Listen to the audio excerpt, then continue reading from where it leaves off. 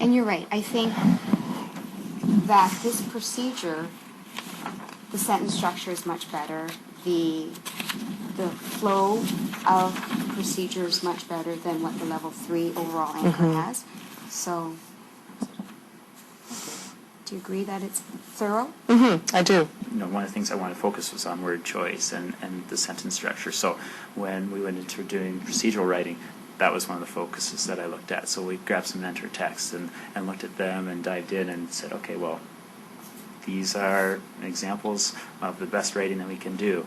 And we took them apart and we looked at all the verbs and how they set up their sentences. And I found that the students were able to say, oh, okay, that makes sense. Yeah, and they were able to improve on that. And you see it in their other writing as well. That once we tore apart the text form and then focused on the type of language that are in there, we had a checklist and looked at those and said, okay, well, this is the type of writing, this is what it looks like, this is how the conventions, the communication would look, and the students were able to say, oh, okay, yeah, I know that's what I'm aiming for. So here you've got a child that's doing very well. He's pretty well a solid 4. So where do we go next for him as far as his writing skills?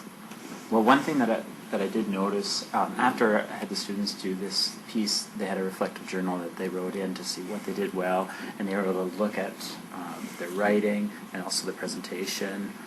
And what I found with some of the students in class was that they weren't very good at looking at what they did well as writers.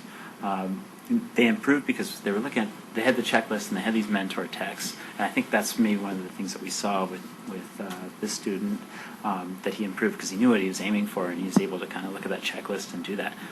But I think that one of the next steps that we could do is make sure that he's more metacognitive of what he did well as a writer, so that he knows and can apply that to other writing pieces, other text forms. So I think one of the next steps for the whole class would be to look at what did I do well as a writer. So maybe to do some group work where they're able to see.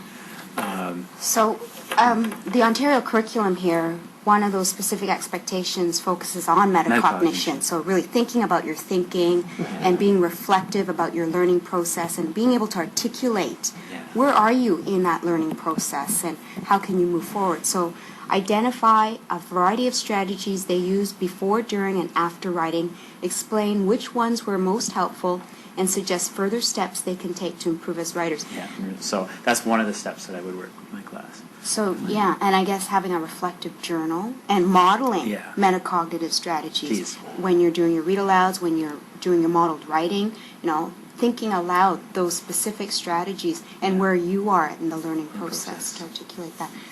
It also, because your summative task was so encompassing of all the literacy skills as far as media literacy, the writing for a purpose and an audience, and the videotaping of it, and the oral presentation, the speaking and the listening. Here's another expectation that can really connect well. It's the interconnected skills. So having students be able to describe how their skills in listening, speaking, reading, viewing, and representing help in developing their writing skills. So all of that put together, and that can follow quite closely with your metacognition.